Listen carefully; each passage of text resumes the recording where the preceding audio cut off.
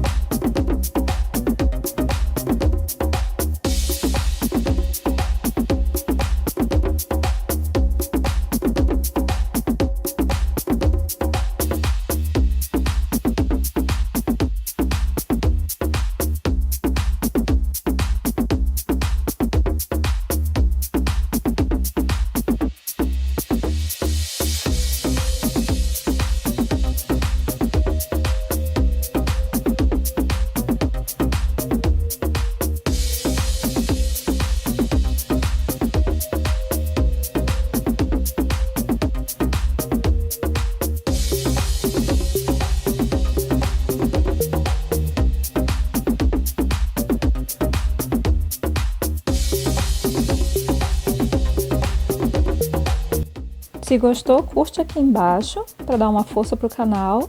Boas-vindas para quem está chegando agora, que ainda não conhece o canal, e esperamos que gostem dessa nova ideia.